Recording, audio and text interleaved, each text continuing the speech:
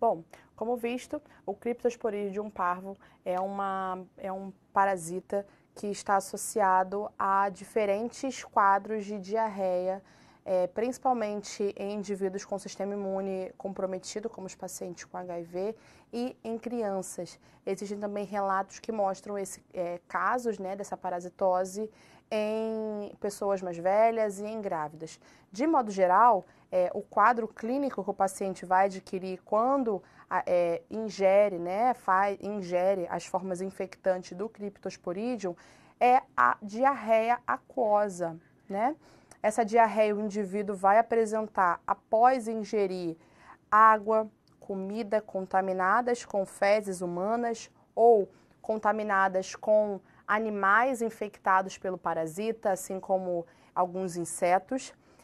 A qualidade do solo, as superfícies e mãos sujas também estão associadas à veiculação desse parasita, além de como esse alimento ele vai ser preparado. Então, a contaminação cruzada, contaminação de facas, contaminação de tábua, de utensílios domésticos, de um alimento contaminado para um alimento íntegro, isso também já foi bastante relatado, tá? Então, em um único movimento intestinal, é possível eliminar, como vocês podem observar aqui, uma quantidade imensa das formas infectantes do parasita.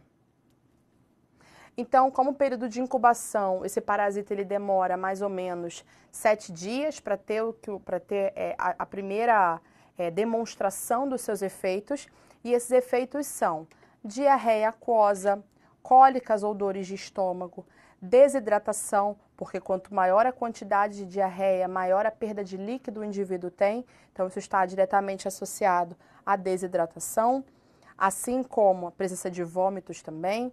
Então o indivíduo tem náusea, febre, perda de peso, e esses sintomas podem acompanhar o indivíduo por 1 ou 2 semanas.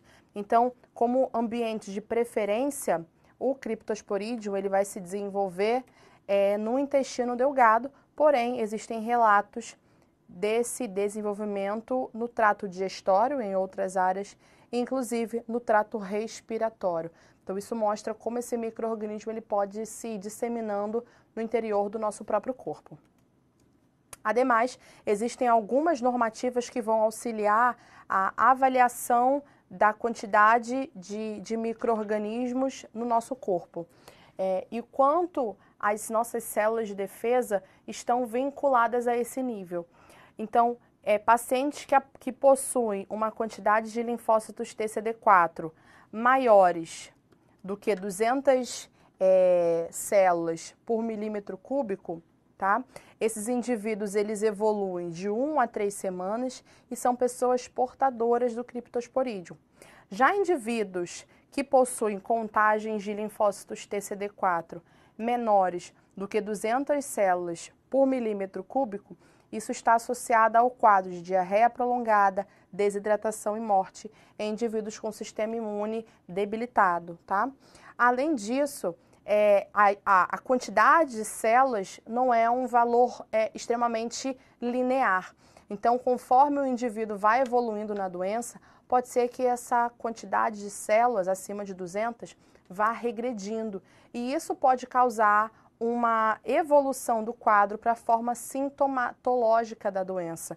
Então, o paciente que anteriormente possuía 200 células por milímetro cúbico, depois de um tempo, como ele fica portando esse parasita, caso o número de células reduza, o paciente pode evoluir para um quadro de diarreia, desidratação, e caso esse quadro seja ainda mais intensificado, ele pode ainda vir à morte.